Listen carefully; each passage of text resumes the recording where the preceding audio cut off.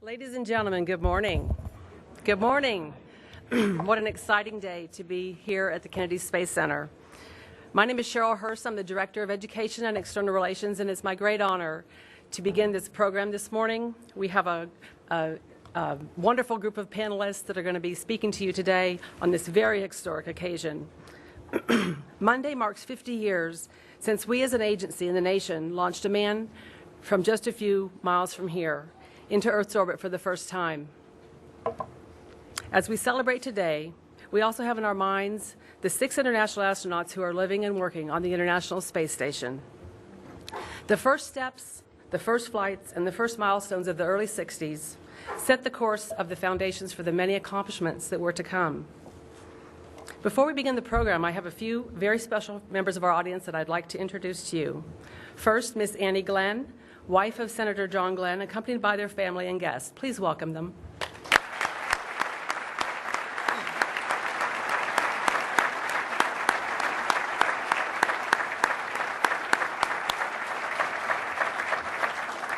We also are blessed to have Miss Patricia Carpenter, wife of Mr. Scott Carpenter, and accompanied by their family and friends.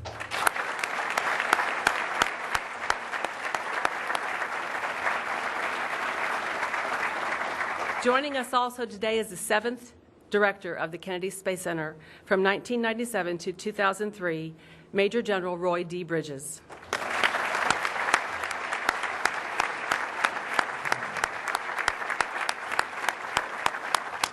We also want to acknowledge we have 11 spaceflight awareness honorees who have made many accomplishments towards the success of human spaceflight program. Please welcome our honorees.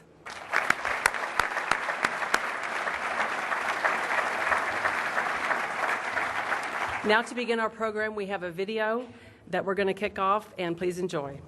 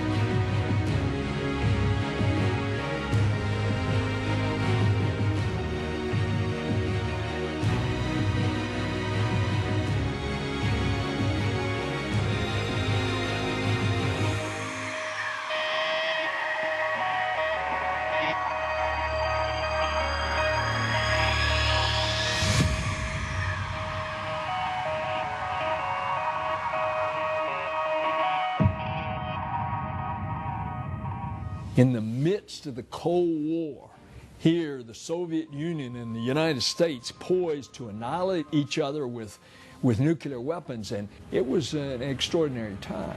Of course, we were all given orders, which were supposed to be secret, to come to Washington and to not discuss the reason for those orders with anyone, even our wives. When NASA finally got interested in sending somebody into space, it was such a new thing. It was all very, very secret at that time. We went through a long selection process, and which included physical and psychological and every measurement they knew how to make on the human body, I guess. So when we finally came down and we were finally selected, we were very happy to be there and felt honored to be among the 7 to be selected. Well, I realized that I had been chosen to be part of the first team. That was the end-all, be-all for me. The original 7 were, of course, figures that were revered.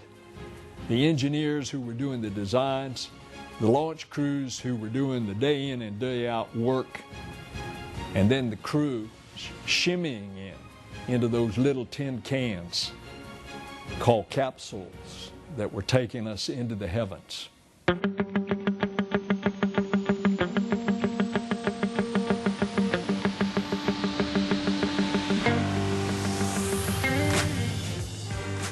mission was planned to come back and land on the water.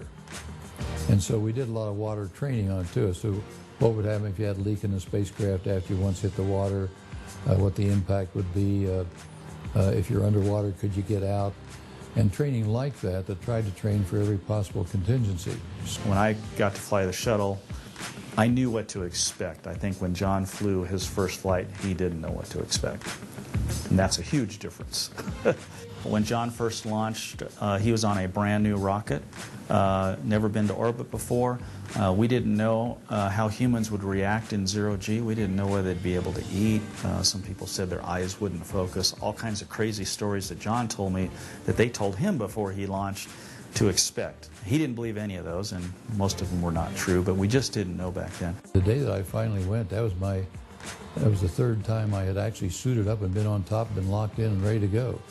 But when you finally get into the thing and you're ready to go, you're very, very busy. People think you're in there contemplating great thoughts, and I think it's more likely you're in there, as I was, double-checking all the instrumentation and talking to the people on the ground crew to make sure that everything was okay for launch. That countdown for the launch is something you have done time and time and time again, so it was, in a sense, just another day at the office. But this was real, and it caught everybody's attention.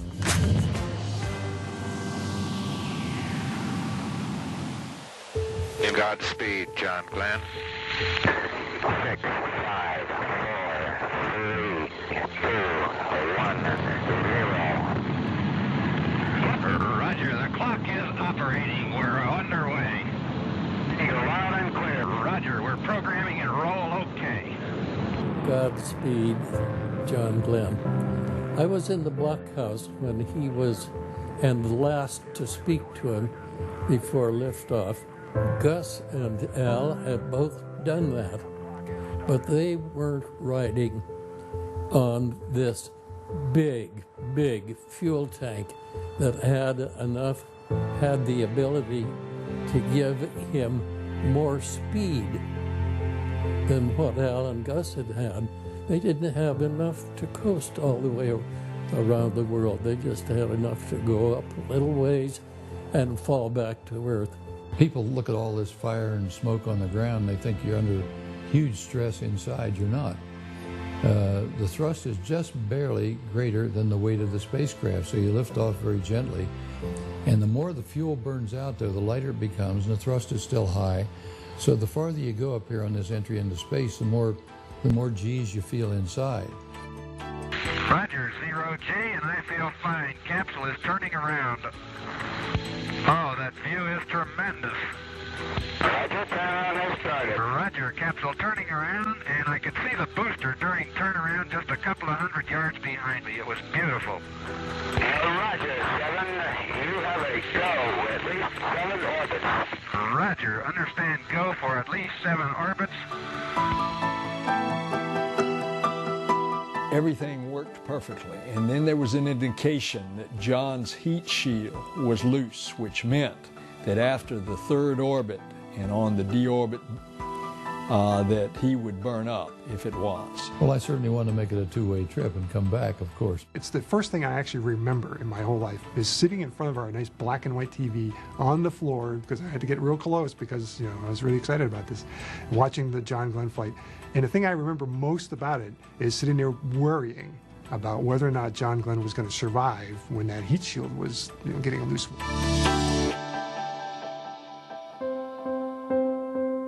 During re-entry then, instead of jettisoning that retro pack here and getting it off so I had a clean heat shield for re-entry, we left that on so that the heat shield would be held in place until the aerodynamic force of re-entry would tend to hold the heat shield in place.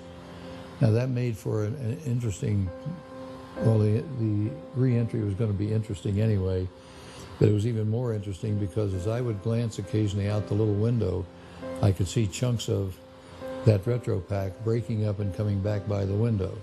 Our condition is good, but that was a real fireball, boy. I had great chunks of that retro pack breaking off all the way through. Rocking quite a bit. I may still have some of that pack on. I can't damp it either. And I couldn't be absolutely certain then whether it was the heat shield breaking up or the retro pack.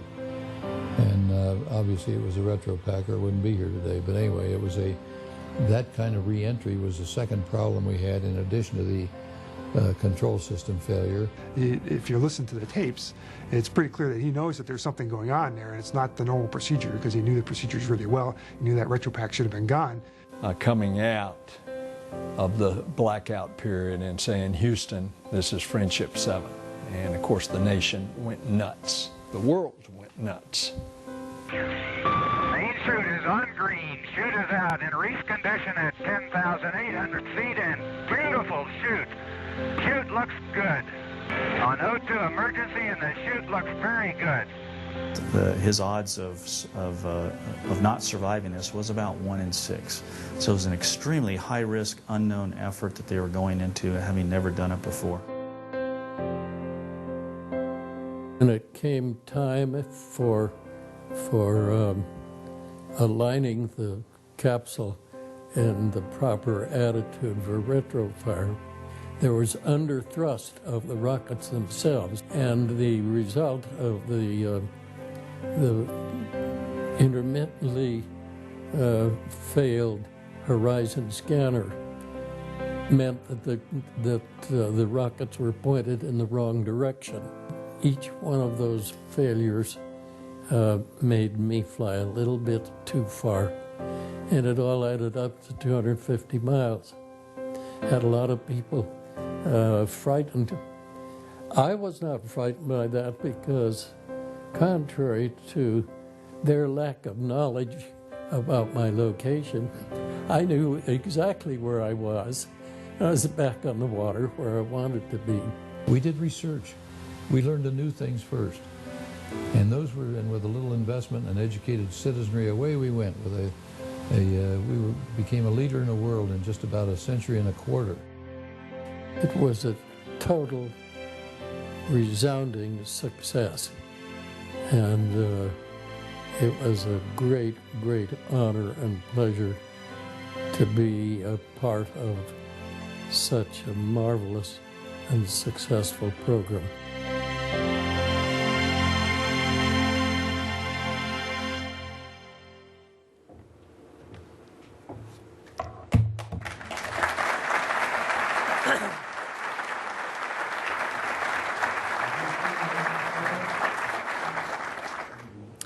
First, I'd like to please welcome our own Center Director, Bob Cabana. Bob is the 10th Director of the Kennedy Space Center, a veteran of 4 space shuttle missions, and very dear to us. Bob?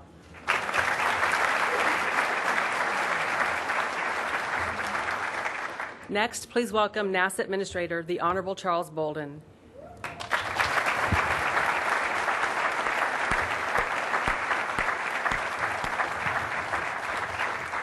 And now, ladies and gentlemen, it's my proud honor to introduce the first American to orbit our Earth. On February 20th, 1962, John Glenn, aboard his space capsule Friendship 7, was launched on an Atlas launch vehicle from this very location. This launch firmly established the U.S. in the great space race of the time and provided a stepping stone towards the many accomplishments to come. Glenn retired from the space program and the Marine Corps in 1964 to enter private business and to pursue his interest in politics. He was elected U.S. Senator in 1974 and served 3 subsequent terms.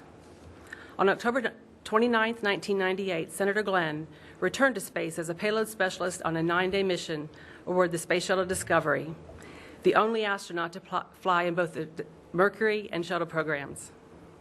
Glenn, at age 77, participated in experiments that studied similarities between the aging process and the body's response to weightlessness. Ladies and gentlemen, please give a warm welcome to Senator John Glenn.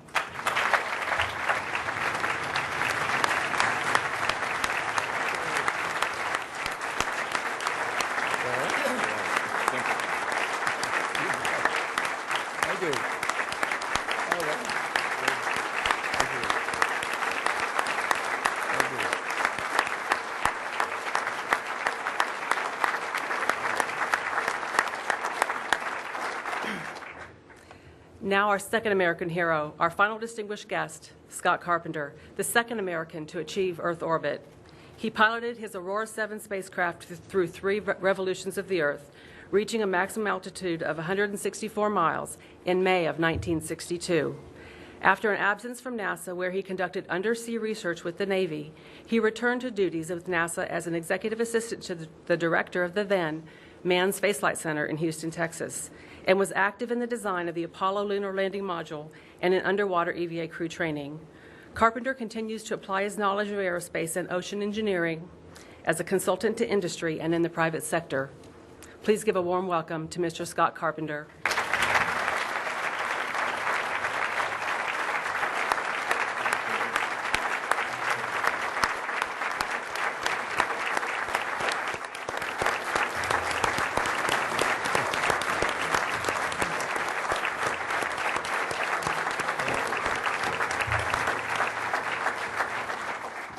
Now, Bob, we turn the program to you. Wow. I can't think of a better way to kick off the festivities for KSC celebrating 50 years as a center, starting back in 1962, than to have these guys here celebrating 50 years of Americans orbiting in space. It's truly an honor to have both of you with us today. All right, so we're just going to have an informal discussion here, and I've got a few questions I want to ask. First off, the Marines have you surrounded, but you're in good hands. Yeah, I was thinking the same thing. When the Marines are this close, that's not good hands. And Senator, I know you're really proud of being serving the country as a senator, and you're really proud of being an astronaut. But I think most of all, I've had the privilege of knowing you for some time. You're pretty proud about being a Marine fighter pilot. Yep. And flying in space at age 77, you've given me hope. I've got a few good years left, and I'm ready. Thank you, Bob. All right, we're getting ready to human-rate an Atlas rocket for our commercial crew program here. You flew the first human-rated Atlas rocket. What were you thinking when you climbed aboard that thing back on February 20th, 1962? Well, you had a lot of thoughts. You had a lot of confidence in what was going to happen. I might add, though, the very first time we ever saw a missile launch down here when they brought the 7 of us down, it wasn't that successful. It was a night launch. And we were on a camera pad, I think a couple, 3,000 feet from the launch site. And it went up and blew at high Q at 27,000 feet over our heads at night. And that wasn't a very good confidence builder for our first trip to the Cape. But then we followed all the things that happened after that very carefully with all the development of the Atlas at that time, and had great confidence, or we wouldn't have been aboard that thing. And I was sorry there was a scrub last night of Atlas V out here, which we were out to look at, and I guess they're going to try again today. But the Atlas has had a long, long history out here, and we had a lot of confidence in it, or we wouldn't have gotten on it. Scott, you launched in May of '62, and 12 days before your launch, they had a failure of an engine in a test out west. What did you think about climbing onto a rocket that had an engine blow up on it just 2 weeks prior? I was just glad that the engine that blew wasn't on my machine. How was your flight? What did you learn from John's flight on your flight? How was it different? What can you say about it? They were very similar, but I was busy, too busy on my flight. I would have been given liberty to plan a lot of scientific experiments, which was good, but I loaded the flight plan too heavily and was too busy, and I fought to catch up for the entire flight. We learned from John's flight that man could indeed control a machine and operate properly in prolonged zero-G, and that allowed me to plan my flight plan, because we knew by then that man could operate intelligently in prolonged zero-G. Bob, if I could add something there. The things we were looking at back on those first flights seem almost so primitive now, they're almost laughable. But the doctors, some of the ophthalmologists were literally concerned at that time that your eyes might change shape and you might your vision might change enough you couldn't even see the instrument panel enough to make an emergency reentry if you had to. And so they were enough concerned about it. We actually put a little miniaturized eye chart at the top of the instrument panel. That's still in Friendship 7 up in the Smithsonian. If you look in there, it's up on the top of the panel. And they were concerned about with the fluid moving around more randomly in the inner ear, would you get nausea and vertigo so bad you wouldn't be able to function? And could you even swallow? And we look back now and think of how ridiculous that is, but it wasn't ridiculous at the time, and those were the kinds of things that we had to prove before we could go on other designs. That would tend to make you believe that there were so many ridiculous unknowns that we behaved ridiculously in flight. That's right. Charlie, you were in high school probably when John launched. What? Now you're going to make me feel old. I wasn't in high school yet, John. What did these guys mean to you? I can tell you, I'm a person. Most of the folk here have heard me say before. I never dreamed of flying an airplane. Never dreamed of going in space. But watching them really lit up the world for me in terms of probability or possibility of things that we could do. You know, we talk about you say all the time, wanting to inspire youth to get into STEM-related areas. You know, had I not seen what you all did, who knows what I would have done. I probably never would have taken the path that I ended up taking, you know, going to the Naval Academy and then coming in the Marine Corps, which was another thing I never dreamed of doing. You talk about medical things and concerns. We still have those concerns today, and I know you are probably our most articulate proponent of enhanced use of the International Space Station. Yeah. And I know you're going to talk about it, but before you do, we have something very special that we'd like to present if we can. And I think if it's queued up, we got a couple of messages we'd like to deliver to you all. So if you can kind of wheel around or just look. Hi, I'm Dan Burbank, commander of the International Space Station, along with my crewmate and colleague, Dr. Don Pettit. 50 years ago, at the height of the Cold War, Americans and the entire world received the news they desperately wanted and hoped for. John Glenn was safely in orbit. It was a mission that put America back in the space race. And this was more than a successful orbital spaceflight for the United States. It came at a time when the challenges of technology and science were further complicated by the political pressures that accompanied the dawn of human spaceflight. This assignment fell on the shoulders of John Glenn, Scott Carpenter, the Mercury astronauts, and the whole Mercury team. In contrast to the Mercury program, today on the International Space Station, we have explorers working from all around the world in cooperation. So on behalf of the Expedition 30 crew, we'd like to recognize Senator Glenn, Scott Carpenter, and the entire first generation of space explorers for pioneering the new frontier, enabling us to focus on extending human presence further into the solar system and helping to bring nations together in the common pursuit of peaceful exploration of spaceflight. That's great.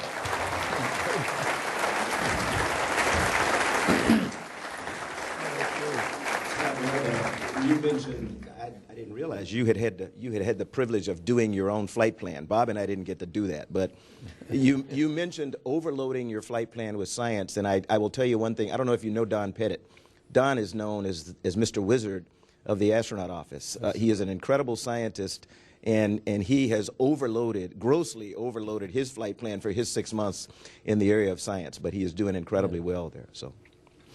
Seeing that video, it makes you realize how far we've come in the last 50 years from when you climbed into those Mercury capsules. Your spacecraft have been in museums for quite some time now, and Bob, okay, and don't put time in your. And Senator, the last spacecraft you flew in that Charlie and I had the privilege of flying on is getting ready to head up to Washington here, April 17th, Discovery. What do you see as the future for human spaceflight? Given where we've come, where are we going? What's your perspective on it? Scott? Mars. Okay. Yes.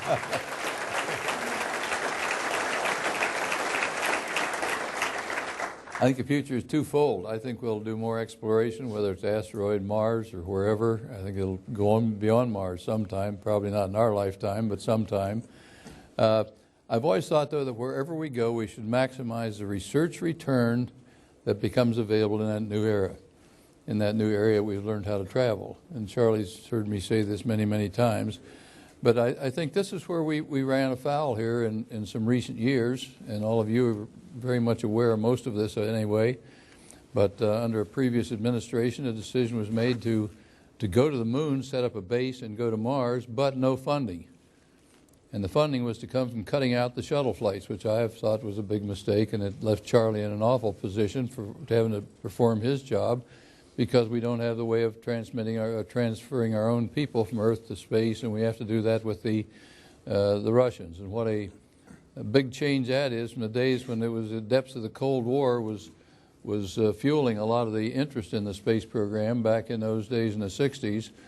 And so it's a whole different thing. And I think we developed the International Space Station, and that's a little incongruous. We spent $100 billion or so developing that station to do the basic research.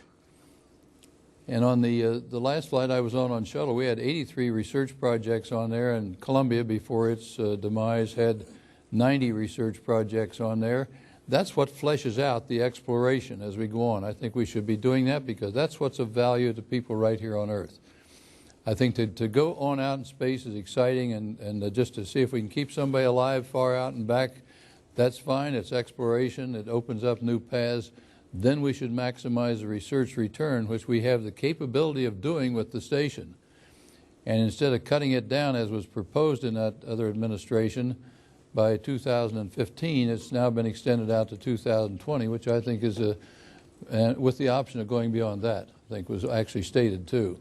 So we hopefully have our new way of, one of these days, have our new way of traveling to the station, so we can get on with this basic research, which to me is basic research is macro and micro. Macro is how far you can go and open up new territories. Micro is maximizing that laboratory research return that we have the capability of doing. It makes the program doubly valuable. So we're getting ready to celebrate 50 years of KSC, and there were some very strong personalities in the space program back at that time. One of them, of course, our first center director, Dr. Debus. What interface did you guys have with Wernher von Braun and Dr. Debus? Any stories you can share with us? I'd like to mention that Wernher von Braun was the brightest, absolute, fascinating genius that I've ever had occasion to know. In mentioning von Braun, I have to tell you my belief that the lunar flight program was a success because of two crucial, crucially important people. Number one was John F. Kennedy. His charisma and his vision, Camelot and all, galvanized the nation behind the flight to the moon. And Wernher von Braun's blinding genius showed us how to do that. John? We were privileged after we were in the program for a while to go to Huntsville a number of times, and we were guests at von Braun's home up on the ridge there several times. And I remember, to back up what Scott was talking about, the depth of knowledge, going in his library, and I fully expected to see nothing but engineering books and rocket and books and things like that. And it was just the opposite. There were very few of those, a few of them, but mainly there were books on philosophy and religion and all sorts of things. And if you wanted to get him fired up, talk something about religion, comparative religions. And he was a real student of this. And so he was a very broad-gauge person, and we enjoyed being with him.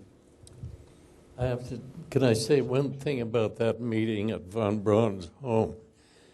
He was, even in those early days, he was committed to what he called a space platform.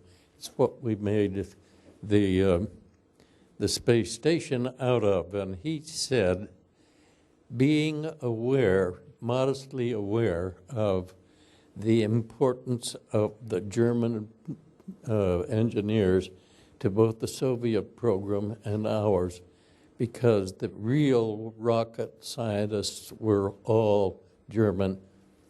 He had a comment on that when he said that our eventual flight to the moon would end in a tie. The cosmonaut and the astronaut would land at the same moment on the moon, and they would exit their lunar landers. They would walk over to each other, shake hands, and the conversation would be, "Hello, Wolfgang." Hello. He knew how important the Germans were. You talk about that time really galvanizing us as a nation, and what we accomplished in those years between Shepard's first flight in '61 to landing on the moon in '69 it's pretty amazing. How do you see, do we have the same how do we capture the American public today like we captured it then? Can we do that? What do we need to do? Oh, I know it's very difficult. I think in some ways, the fact that attention goes down is almost a tribute to our American society, because we're accustomed to so many new things. New automobiles, new airplanes, new communicating, cell phones. And the person in there probably doesn't have a cell phone in their pocket. That has more computing capacity than anything back at the time when we were flying in '62. We're accustomed to the new things and get used to them. It's hard to get excited about something new. I'm sure we establish bases someplace else, or if we make that flight to Mars, that'll re-galvanize people again, I expect. And I think reactivating a lot of the research that we could be doing on the International Space Station once we get our way of traveling back and forth, and Charlie's right in the middle of that one, that will energize a lot of our thinking in this regard too. Can I ask the two of you something? Because, Bob and I were with the Kennedy family earlier today talking about the budget, which is really dull. And that's why it's packed now, and it wasn't when we did it earlier. But this could be a loaded question, and so give me your two perspectives on this family that's trying to facilitate the success of a commercial space industry. The commercial crew is headquartered here at the Kennedy Space Center. It's the first time since your time flying that the headquarters for a human space program has been here at Kennedy. Sometimes, and I'm going to speak for them, I think, sometimes they have doubts about the path on which we're treading. And Bob and I try to tell them how critical it is to set goals and meet those goals. What advice would you give us all as we try to fight through this, gain the confidence of the American people in an American capability to send Americans to space? Absent government control, if you will, because that's what we're trying to do. Good or bad? What would you tell us? Give it up? Press? Give it up is absolutely unacceptable. But the reason we are not pursuing diligently a course to the moon and eventually Mars is because we haven't figured out yet how to energize the public behind this pursuit. If we knew how to answer that question, we'd be on our way. I don't know how to do it. How do we do it, John? How do we do it, Charlie? I think no, it's a big one. I'm not making light of it, but I think these things depend on people. They depend on you. Nothing's going to happen unless you have people here working to do this, and that's where the people right here in this room play such a key role. And maybe changing from the way of doing things, commercial space so-called or whatever. NASA never had any factories of their own. It's always been commercial space to some degree, but this is a little different emphasis now. I understand that. But that doesn't mean that the individuals are any less important in it. One thing, and this doesn't dodge the question, but it's a little more philosophical, I guess, in the importance of this for the long-term aspects of our nation. And I think that's an important part of this thing. And if you think back in the days of this really gets a little far afield, but bear with me a minute. In the time of the American Revolution, we only had 2 or 3 million people along the East Coast. In about 125 years, up to about 1900, we were looked at as a leader in the world. And how'd that happen? What things happened in that period of time that made that happen? And number one was, in my view, number one was education. That became available for everybody. It wasn't just from the kids from the castle or the rich kids. And so we wound up with the best educated general citizenry, particularly in the area of science, of any nation in the world. And number two, and this is where NASA really fits in, is the area of research. We did more for research, and when we discovered the new things first, and without educated people, wow, away we went. A little bit of investment, we led the world, and other nations copied us in the types of industrialization and everything that were possible because of those two things, because of education and research. Well, this is where NASA leads the role, is in this area of research. And particularly back to the station, my favorite subject on this, but that's where we have a huge advantage right now that I don't want to see us lay down to other nations. We know that China and India in particular have big programs, China in particular. And it's to their credit. I don't say that they shouldn't have that. That's great. But I think that the nation, 50 or 75 years from now, the nation that leads the world in education and research is going to lead the world, period. And I want that to be us. And so that's the importance of what you're doing right here. Is Frank DeBello here, or Jeannie Becker, or anybody from Kansas? We argue about this a lot and discuss it, and I agree with him. But one of the things that I would tell you is that, we've now stood up Kansas, a non-governmental organization, to try to do the things that Scott did on Aurora 7 to draft out the science flight plan for the International Space Station, to go out and try to recruit private entities, universities, entrepreneurs and others who want to fly their experiments in the microgravity environment of the International Space Station, because I think, as John says, that is the key to exploration for us. We have got to utilize it to the greatest extent possible, and I think it will be natural that we extend station beyond 2020.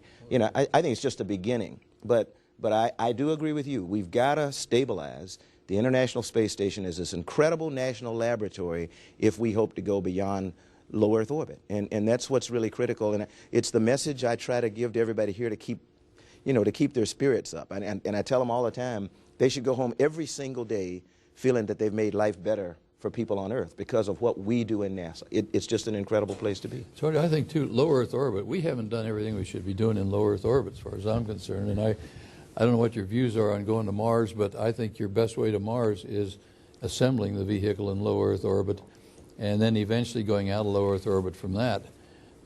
Some people say, well, we go to the moon and set up a base on the moon and launch from there to Mars. Wow. You talk about a complicated, expensive way to go about it. Man, that's it. And so I don't think we've even begun to exploit the capabilities we have in low Earth orbit that are going to be necessary to going out in deeper space. And so I think that's key, too. Well, speaking of that and talking about the workforce, first off, I want to assure both of you that the team we have here at KSC and at NASA across the board is every bit as dedicated and talented as the group that put you guys in orbit. It is an amazing team, and we are working feverishly to define what that path forward is, what the right path is with our evolvable architecture that will allow us to explore while we enable commercial ops to low Earth orbit. International cooperation has been really important. I mean, our space program has been an arm of our Department of State for some time. During the Cold War, working with the Russians on Apollo-Soyuz, working with the Russians on Shuttle Mir and the International Space Station, with our international partners, the Europeans, Japanese, Canadians, they've looked for us to lead. And I think we not only did lead, we continue to lead. What about, China's coming up now in the world of space? What are your thoughts on what's going on there? would like to say in answer to that the competition we had with the Soviet Union in the 60s was the lifeblood of the pursuit in those days. The Soviets were doing very good work, and that inspired us. We did good work that inspired them. We were competitors, but it was constructive work we were doing, and the competition drove us, both teams, to do better, and we are now no longer competing, we're cooperating.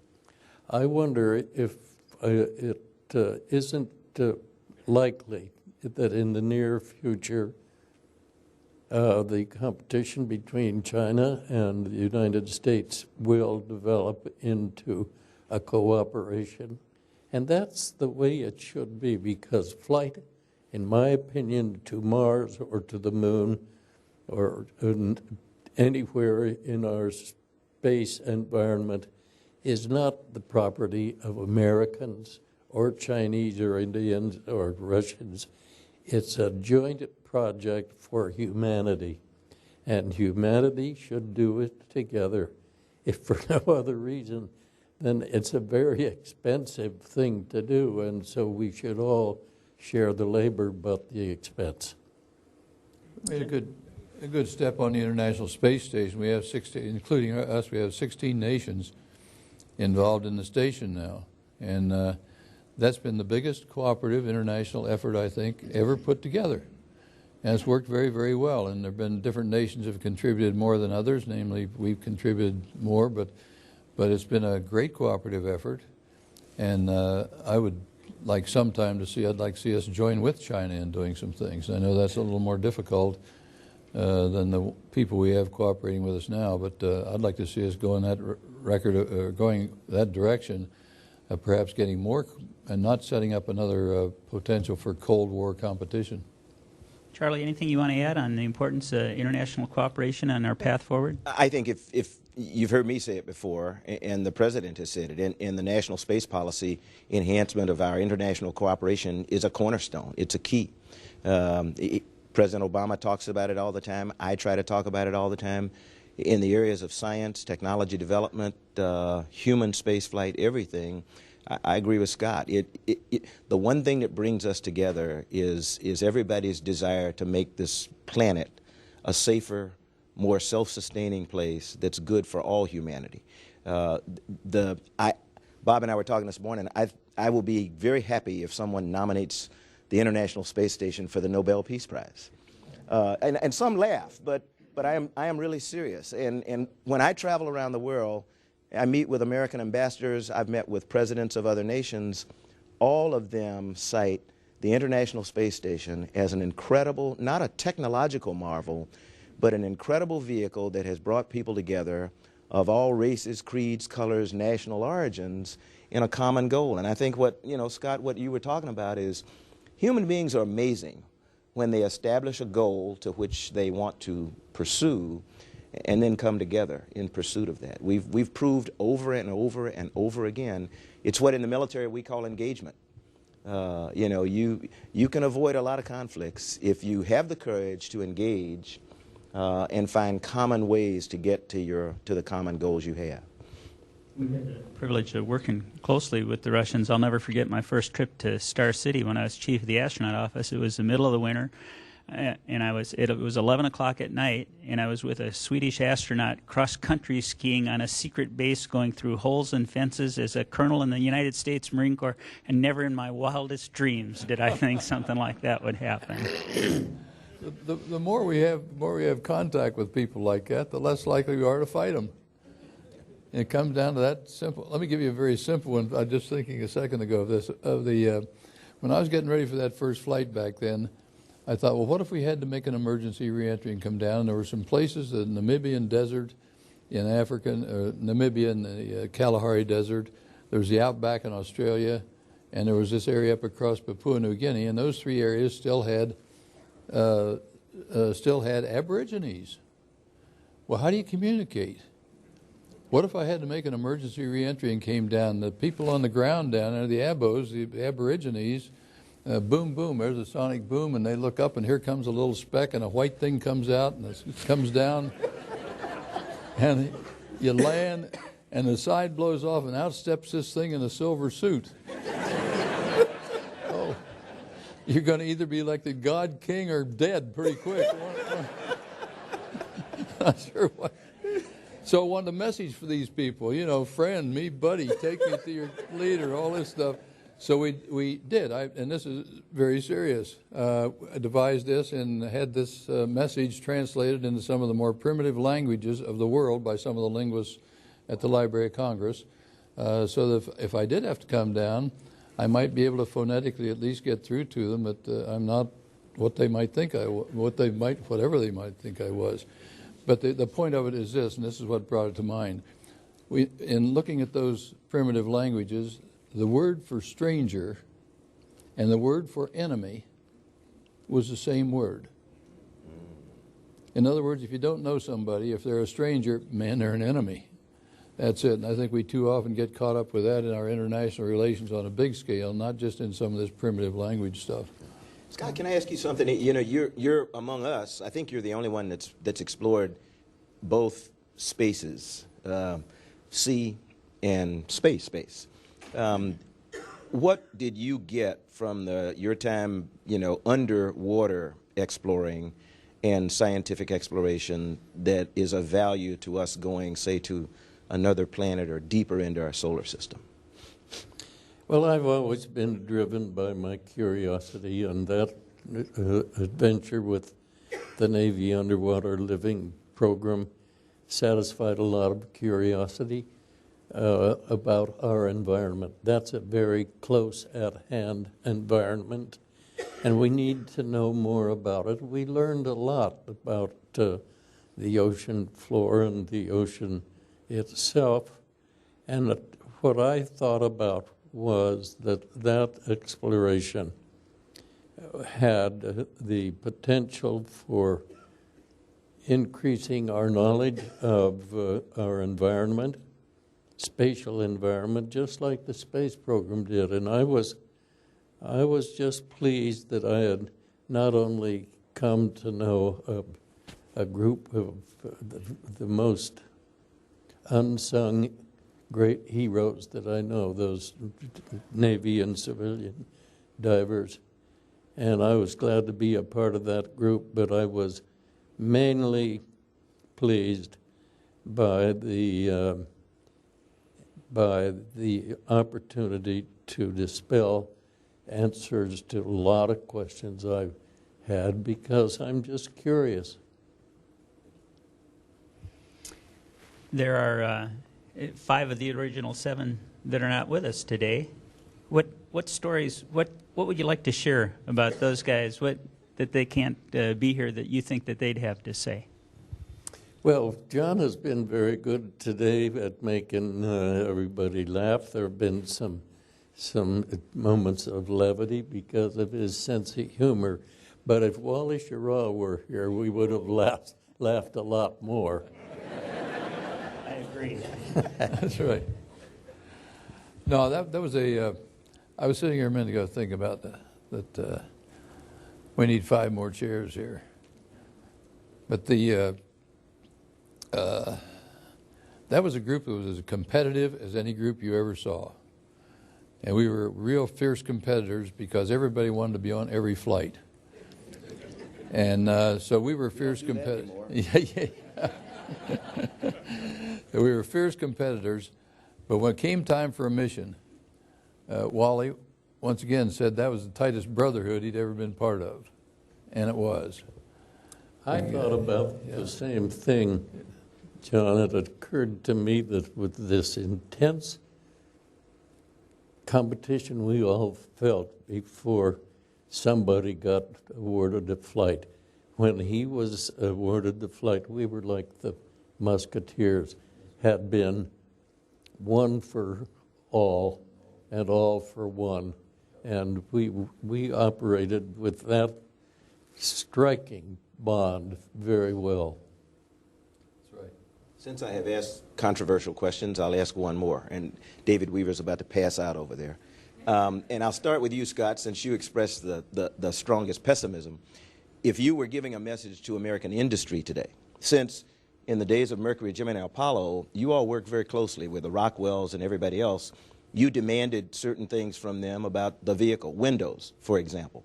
What advice would you give to the CEO of a commercial company that's pursuing the right to be the provider for commercial crew to orbit, which we're really hoping, if Ed Mango's here, he is really working his little backside off to try to get that capability as quickly as we can. What advice would you give to industry today that comes from your lessons from the earlier programs? To the CEO, I would say try to inspire patriotism in your crew, because that will give us the resolve we need if we have everybody working not only for their company's bottom line and value, but for the nation. If we can get everybody patriotically supporting the good old USA, that will give us the resolve that we don't have now to do these things we want to do in the world of spaceflight.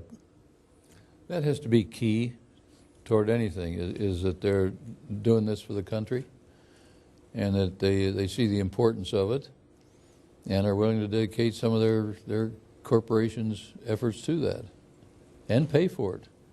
And that's a key part of the commercialization program. And it's a very dicey period that we're going through right now. But it's so important because the sooner we get some of this new capability to go back into space ourselves, from here, the sooner we'll get the station operating up to the level that we had anticipated. It's doing research now, and Charlie's taken the lead, his everlasting credit, in trying to maximize that research return. But when you're putting people up on somebody else's vehicle over there that's very limited in its lift capability, and we don't have a heavy lift or capability up or down until we develop our own vehicles, why we're somewhat limited. And so it's that effort that I would stress the importance of it to getting our program back on track, and I hope they feel that in the way that Scott was describing. We had a panel discussion the other day with some of the original folks from down here, and we were talking about how things got done. And oftentimes it was around a conference table with shirt sleeves rolled up and a bunch of plans on the table, and you made a decision and you went off and you did it. And today we tend to charter another study or have a panel to go take a look at something, and there's good and bad to that. But if you could give us any advice based on what you've seen, all organizations change over time. What could we at KSC, what could we at NASA do differently today based on what you've seen that would maybe help us? And while you're thinking about it, the guys doing the production are sweating beads. I'm watching, I know. So this will probably be your last answer. Make it good. I see your wife sitting down there looking at her watch.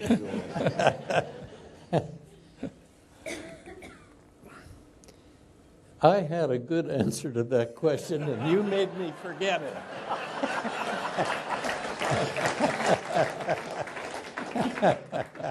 I can relate to that. I know, I remember now.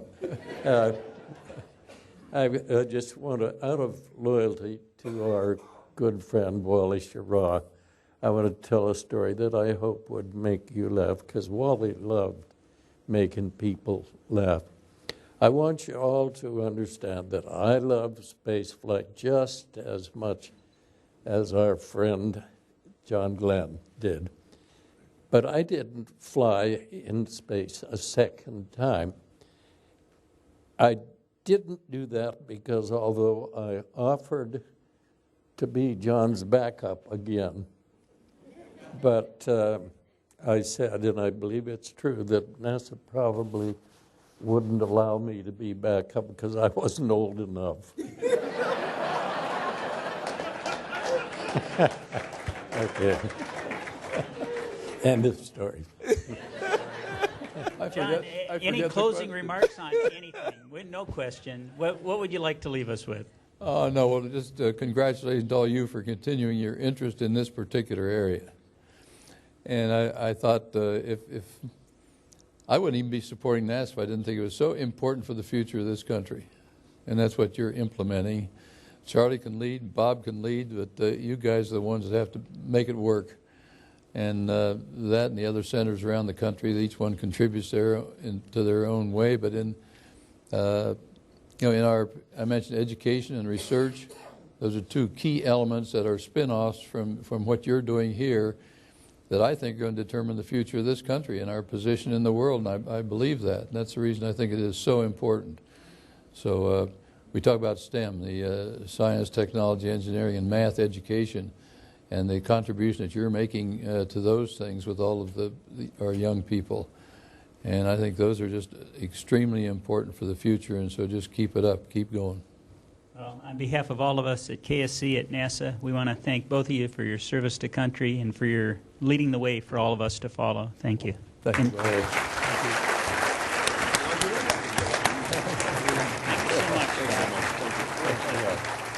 so much.